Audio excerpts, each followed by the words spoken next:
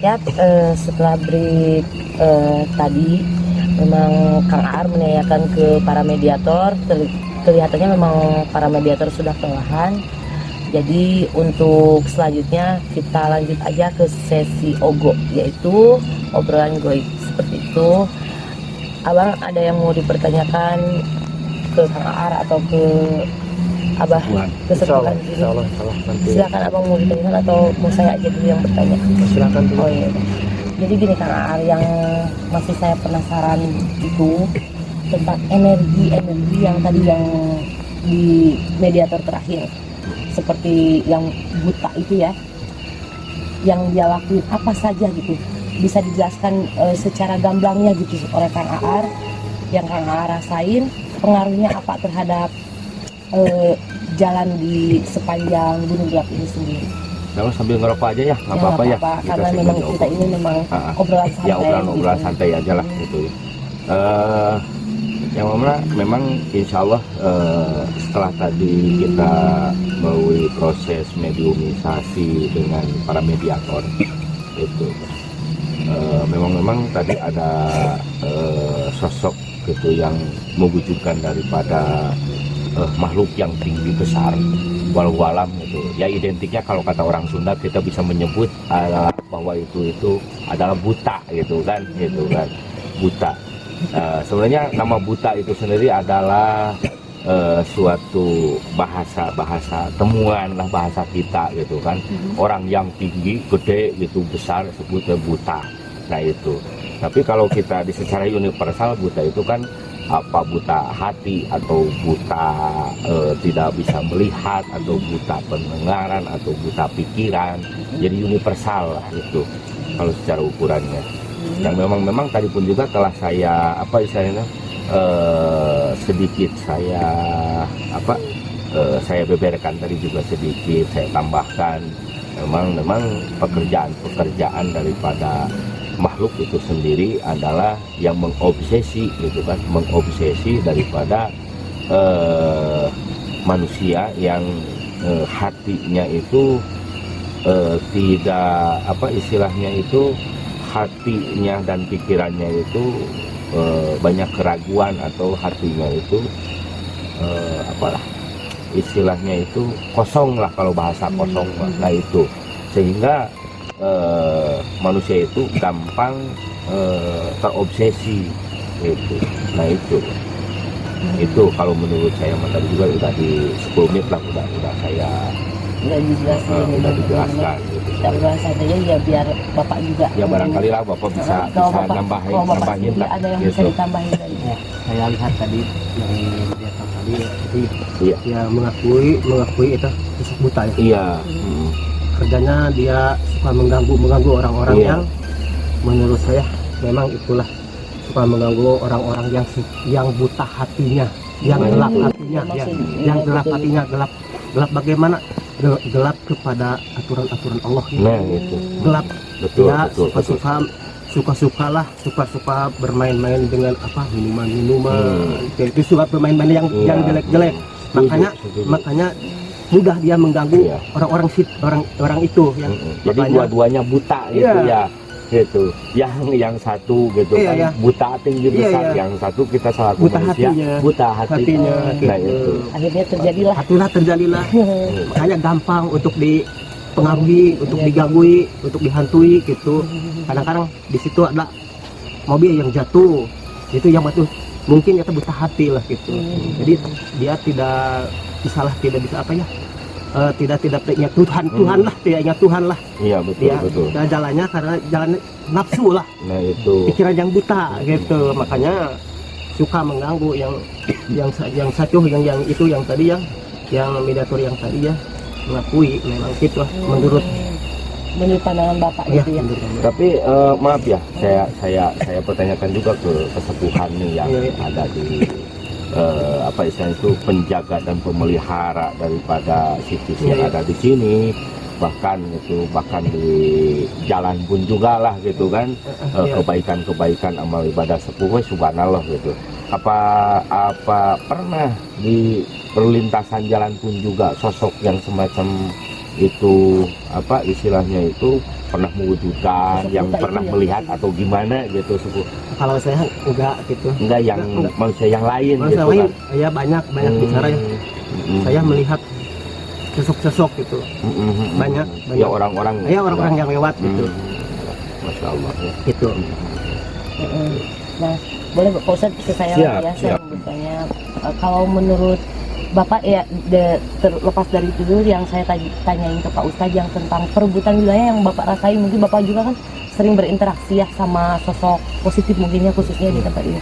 Apakah memang ada perebutan yang mengakui ini daerah saya, ini daerah saya, ya khususnya di sini? Mungkin tempat ini sunyi ya. Mungkin para makhluk-makhluk yang sakral itu suka di daerah sini karena kan ini tempatnya masih hutannya masih utuh gitu. Maka dia suka di tempat-tempat yang masih utuh gitu. Kalau di situ kan udahlah hutannya udah rame lah gitu. Makanya dia ke sini lah gitu. Pasti dia mau menduduki wilayah sini gitu yang hitamnya ya gitu. Dia mau menduduki tempat ini gitu. Kalau menurut saya gitu. Terus kalau dari Abang sendiri ada yang mau ditanyakan ya, yang masih mungkin mungkin Bapak sebelumnya saya mohon maaf, saya beserta rekan-rekan mungkin masih ada rasa penasaran dalam diri saya, khususnya saya orang awam mungkin gitu Mbak ya, orang awam. Saya pengen tahu Bapak, saya pengen tahu cikal bakal atau sejarah terbentuknya atau ibaratnya itu orang bisa menamakan atau menginspirasikan ini tuh menjadi nama Gunung Gelap itu bagaimana sejarahnya, atau mungkin dulu ada bangsa apa kesini atau bagaimana gitu Bapak? Begini, saya dari kakek saya waktu pembuatan jalan waktu zaman Belanda ya. Kalau Gunung Gelap bukan di sini nah, tapi di sebelah situ, sebelah bukan sini nah, tapi sebelah itu. Waktu dulu kakek saya bilang mau bekerja mau membuat jalan, katanya gini, kan di itu ada pasir, mau ditebok dibuat jalan.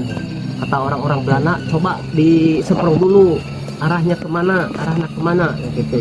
Disemprong itu gelap, tidak kelihatan.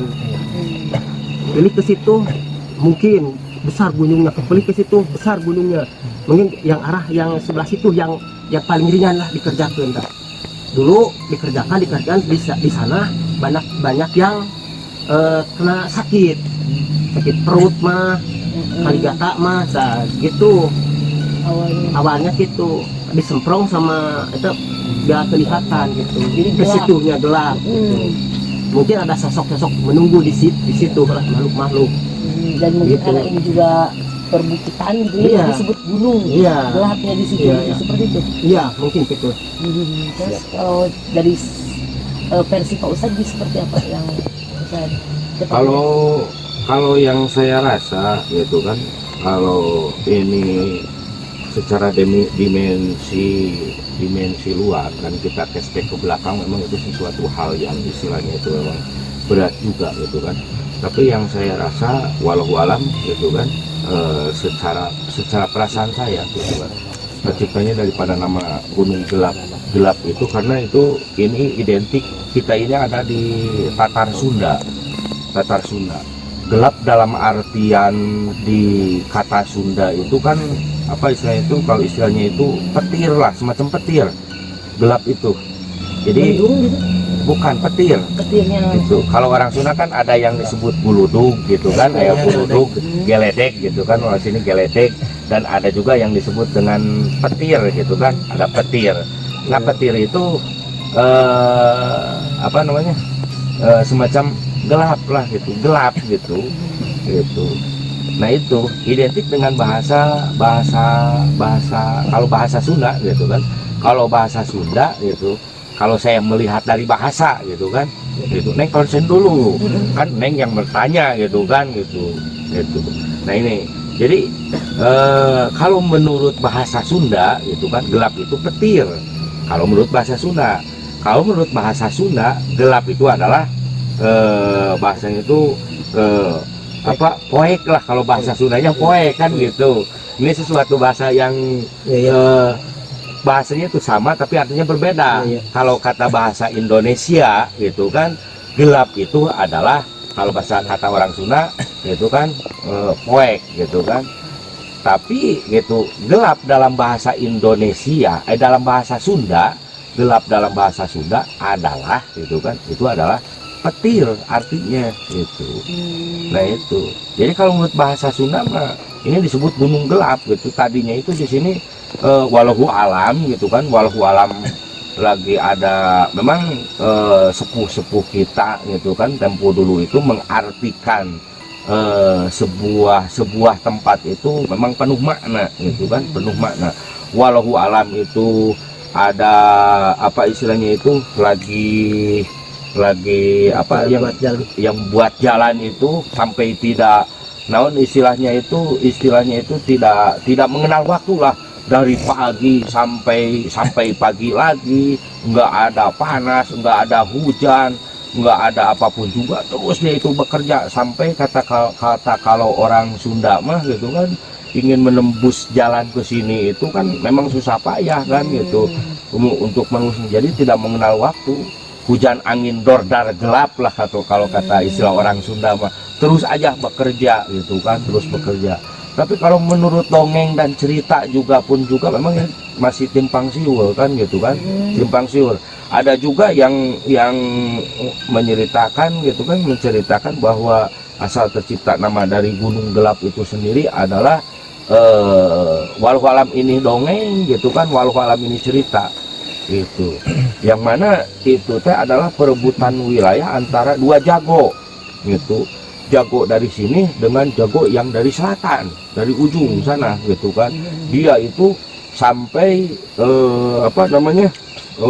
berkelahi gitu di puncak gunung gitu, di puncak gunung ini.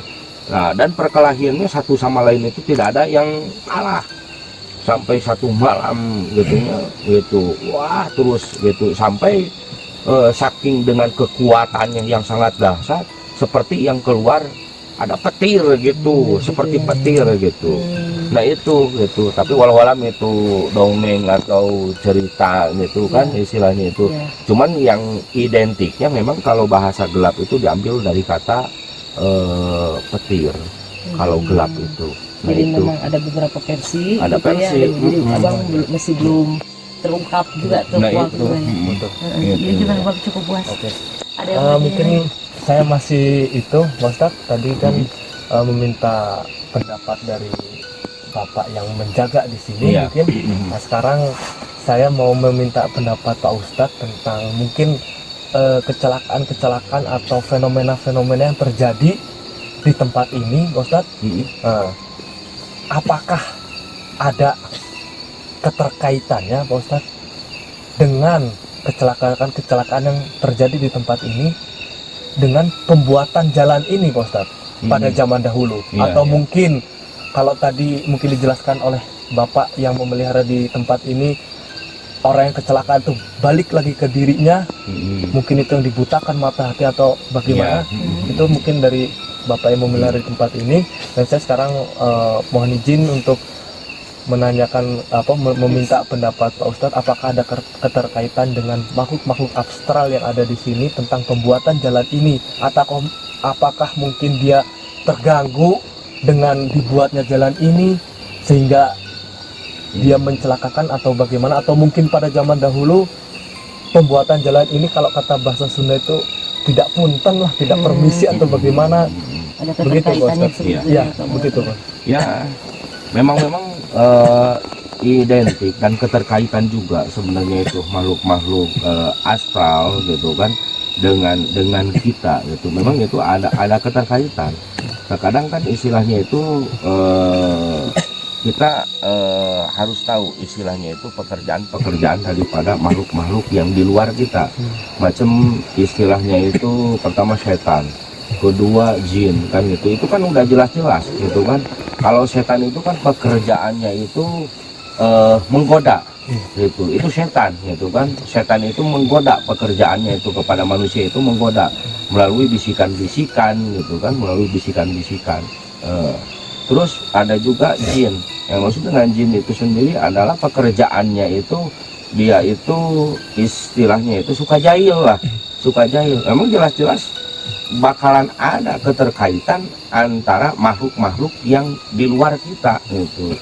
Sehingga gitu bagi orang yang buta hati, buta pikirannya gitu kan, itu yang terutama apalagi kalau kita buta hati ya otomatis gitu kan kita bakalan gampang terobsesi gitu, terobsesi masuk daripada pengaruh daripada pengaruh-pengaruh setan. Makanya kita harus apa istilahnya itu berlindung kepada yang kuasa nah di sana. Siap. Supaya kita tidak istilahnya itu kena bisikan daripada kalau di surat Anas malah gitu kan, surat Anas kan kita tahu gitu kan itu udah jelas gitu kan. Nah itulah yang terutama mah gitu. Jadi ada keterkaitan interaksi itu ada jelas itu. Berarti tinggal bagaimana si manusianya itu sendiri gitu, Bos. Kembali ke kita gitu kan. Memang di sini apalagi ini namanya apa istilahnya itu hutan belantara lah tadinya kan. Hutan di sini setelah ditembus dibikin jalan kan gitu ya Pak ya. Gitu. Masya Allah gitu kan. Bahkan tadinya saya berpikirnya ada kaitannya dengan situs-situs tempat ini, enggak ada ya? Kalau menurut saya gitu kan, situs yang ada di sini subhanallah gitu kan, ini adalah salah satu daripada penyebar agama gitu kan. Setelah saya tadi sebentar, dan saya sebenarnya tidak tahu sepuh gitu ada makom juga di sini gitu kan, ada makom gitu yang di sini. Setelah tadi saya melihat untuk mencari tempat yang agak lebar lah sedikit, ternyata pas datang ke sini ya subhanallah ternyata ada makam di sini gitu kan, yang mana memang ini adalah sesuatu hal yang ya masya Allah gitu lah, hal yang saya rasakan. Nah, tadi saya datang ke sini dan saya coba bermediasi gitu kan, bermediasi sendiri gitu di sini, yang mana alhamdulillah beliau ini adalah salah satu daripada penyebar agama Islam di ini wilayah. Yang mana dia itu walhu alam saya juga gitu kan ya, walhu alam yang saya rasakan memang dia itu datang dari Mataram juga. Datang dari Mataram. Cuman dia juga agak sedikit ada, makanya saya juga pertanyakan ke kesepuhan gitu kan tadi, ada apa istilahnya itu ada golongan lah istilahnya itu orang-orang yang di luar apa namanya itu ya gitu istilahnya itu sampai mendolimi ini tempat gitu kan, mencoreng daripada ini tempat gitu keasliannya gitu, sampai-sampai ada sesuatu hal entah buat apa maksud dan tujuannya gitu kan gitu, sehingga memang ada energi-energi yang merasakan daripada kekesalan ini tempat gitu kan kepada makhluk itu sendiri gitu ke bangsa kita itu, yang mana ada sesuatu hal yang apa istilahnya itu keutuhannya yang dirusak bahkan diambil gitu. Walau alam apa itu sepuh istilahnya itu bertolak belakang nah gitu, itu walau alam apa memang, dan saya juga ingin membuktikan, cuman membuktikan melalui para mediator, berhubung mediator kondisinya gitu udah dapet ya mungkin lah saya mau penjelasan dari kesepuhan apa memang betul atau tidaknya gitu kan gitu. Mungkin persangka orang lah. Nah itu Mungkin jarum ke sini mungkinnya hitam, padahal dia berputih itu putih. Yang jarum ke sini gitu. Jadi saya bisa bantu begitulah, putih di sini, jarum ke sini putih. Tidak hitam-hitam gitu. Ini penyebar agama kalau menurut saya. Yang dimaksud Pak Ustadz tadi itu yang memang tadi mau dibuktikan memang ada yang sosok mungkin yang sosok pernah mencuri ada yang mencuri gitu Mungkin situs. Tapi Bapak sendiri tidak tahu ya, tidak mengetahui gitu ya, tidak mengetahui lah ada yang mencuri kalau ada yang mencuri kainnya ya ada lah, kainnya itu tutup Ya, yang putih-putih ya, yang itu yang tutup itu tuh suka yang dicuri, tapi saya udah tahu lah ya kadang-kadang tanpa sepengetahuan kita lah. Pas kebetulan kita Dia tidak bilang atau Iya, tidak bilang. ngomong dulu lah istilahnya Iya. itu. tidak ngomong saya sama saya gitu. Tapi seperti orang-orang yang mengambil batu di sini gitu, Iya. ada juga gitu. Ada, suka ada lah, suka ada Nah, mengambil batu seperti itu. Ya kan itu kan salah satu daripada istilahnya mencuri daripada Iya. merusak keutuhan Iya. keutuhan ini tempat. Nah Iya. itu ya saya juga walau-walau ini cek yang ke orang itu kan mencuri apa di sini Iya. dan buat apa gitu. Mungkin tujuannya yang tidak benar sehingga tidak mungkin benar. Iya, tujuannya yang tidak benar mengambil Iya. itu sehingga Iya. mungkin sosok yang ada di sini sedikit marah. iya, iya. Nah, Itu Itu yang kain-kain itu suka dicuri tuh, yang kain itu. Itu mungkin yang tadi itu dia bicara ya, mungkin ya, suka mencuri itu, mungkin yang mungkin maksud itu maksudnya gitu. gitu. Dan mungkin menggunakannya juga yang tidak benar gitu kan. Itu ya. Begitu. Aduh, Mungkin pertanyaan terakhir dari saya Bapak, agar mengobati rasa penasaran saya dan untuk wawasan untuk para pemirsa sekalian, mungkin kalau boleh tahu Bapak, siapa mungkin yang ada di makom-makom di sini, kemudian silsilah Iya, silsilah. ya silsilahnya itu Silsilah bagaimana Bapak? Kalau yang di bawahnya, Iya yang di bawah. yang nama Ibu Sareni ya, Ibu Sareni berasal dari Mataram. Kalau ini yang agung dari Demak. Demak itu saya Keterkaitan antara kedua makom ini bagaimana Bapak? Ada yang satu Terkaitannya- dari Mataram dan satu dari Demak itu bagaimana? suami istri. Oh, suami istri. Itu. Ibu di suami istri. Oke, suami istri. Nah, kemudian bagaimana suami istri atau yang kedua makam ada di sini itu bisa ada di sini tuh? Perjalanannya atau Perjalanan diutus sama yang Langlang Buana. Harus di sini gitu. Makanya yang Langlang Buana diutus dari sini harus menyebarkan agama Islam di sini gitu. Nah, kalau boleh tahu yang Langlang Buana itu sendiri itu siapa? Mas? Nah, saya nggak tahu persis lah. Oh, iya. Hanya saya tahu namanya Langlang Buana, yang Langlang Buana lah. Gitu. gimana menurut versi Pak Ustadz? Kalau menurut versi saya, yang mana ya? Mau Iya, yang mana yang ya? pertanyaan yang tadi yang Langlang Buana. Ya, Insya Allah gitu. Kalau menurut versi saya gitu, yang dimaksud dengan Langlang Buana itu memang hampir saya pun juga gitu kan, di tiap tempat gitu kan suka ada nama daripada Langlang Buana gitu, baik di sini, baik di wilayah Garut Kota ataupun di Sumedang, mau di Cirebon gitu. Bahkan itu nama sebutan daripada Langlang Buana itu sendiri memang banyak gitu kan istilahnya itu.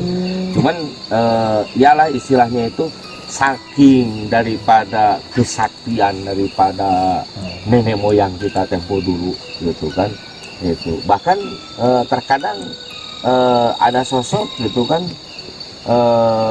sosoknya itu padahal dia itu seorang si A gitu kan, tapi di wilayah saya menyebutkan dia itu si B, padahal sosoknya yang sama gitu. Bahkan di wilayah ini lagi gitu, contoh di Ciamis, dia sosoknya itu namanya udah lain lagi, di Garut sudah lain lagi, padahal sosoknya masih tetap itu saja. Ini saking saktinya nenek moyang kita tempo dulu lah, karuhun kita lah ya sepuh gitu kan. Dan saya pun juga mungkin tidak bisa untuk menyebutkan di Ogo ini gitu kan, kalau untuk nama daripada Langlang Buana itu sendiri, karena memang ini ada apa istilahnya itu ya, sedikit istilahnya itu ada yang harus dikedalamkan dan ada yang harus dikeluarkan. Nah itulah gitu kan gitu. Bukan dalam artian saya untuk merahasiakan daripada bahasa itu, tapi saya pun juga istilahnya itu saya juga takut salah lah gitu kan, takut salah lah untuk menyebutkannya. Dan yang saya rasakan yang memang di sini sebagaimana tadi kesepuhan gitu kan menjelaskan yang mana yang Ageng di sini terus yang di bawah yang ibu itu yang mana memang ini adalah salah satu apa istilahnya itu pejuang Islam lah, penyebar agama Islam di wilayah ini. Dan bahkan istilahnya itu dia itu adalah ya subhanallah lah itu. Tapi yang saya rasa juga ini pakai ini makam atau petilasan gitu kan. Tapi kalau menurut saya mah gitu kan, kalau menurut saya ini versi saya gitu, ini adalah sebuah petilasan gitu, sebuah petilasan gitu. Tapi walau alam saya juga gitu kan, walau alam gitu kan. Dan ini juga memang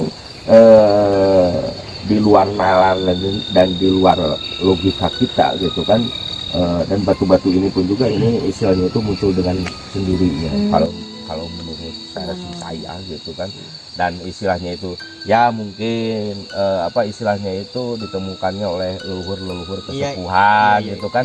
Tiba-tiba ujung-ujung menemukan batu-batu gitu sehingga dirawat kan gitu kan, dijaga gitu kan. Nah lah semacam itu. Jadi kalau menurut versi saya ini adalah petilasan, dalam artian ini itu apa istilahnya itu Eyang Ageng Eyang Ibu itu pernah singgah di sini. Nah itu. Tapi walau alam saya gitu. Nah itu insya Allah. Dari beberapa pertanyaan kita mungkin Pak Ustadz boleh nggak kalau saya misalkan di sini ada penonton yang memang penasaran juga ingin bertanya, boleh nggak Pak Ustadz? Silakan, nggak apa-apa. Ada nggak di sini? Oh boleh dipanggil aja atau Ya. silakan siapa itu ya? Acil, boleh Acil sini Acil. Kamera. Tapi yang gampang-gampang aja pertanyaannya, jangan yang susah gitu kan. Ya banyak. Iya. Pak balinya sepak santai, santai balinya sepak. Yang arah disebut iklan di halangan kayak gitu. Siap. Ayo gimana? Jadi gini ya Pak, mau nanya. Bahasa Sunda bahasa Indonesia ini teh. Bahasa Sunda kayaknya. Jadi kayak Pak ya, tadi ditangkap ku Abi gitu. Tadi teh kan sahur mediator pertama diruksak, senangnya dijual, sareng dinaun tadi tehnya. Pokoknya mah kadang-kadang dijaga senang ieu teh. Tah pertaruhan Abi kan setahu Abi dia aya tambang emas tuh sih Pak. Tambang emas mah di Cihideng, bukan di Oh, sini. bukan di sini. Oh, gitu. Cihideng. Terus masalah kayak penebangan hutan-hutan gitu. Ya, mungkin itu. Bisa juga. Bisa itu. Jadi di wilayah di area sini lah supaya yang ngambil. Mungkin itu yang dimaksud mencuri juga kan. Bisa juga. Mungkin itu Bisa juga. bambunya Untuk dijual. keuntungan pribadi. Iya. Tugas-tugas kita lah itu mah gitu kan, tugas-tugas kita. Mungkin itulah Itu. saya bisa sampaikan. Pemirsa Cerita Rakyat, sekian mungkin sesi OBO yaitu obrolan goib dari tim kami Cerita Rakyat. Mudah-mudahan dari apa yang sudah kita bicarakan tadi itu ada manfaatnya untuk kita semua. Selamat malam. Assalamualaikum warahmatullahi wabarakatuh. Insyaallah.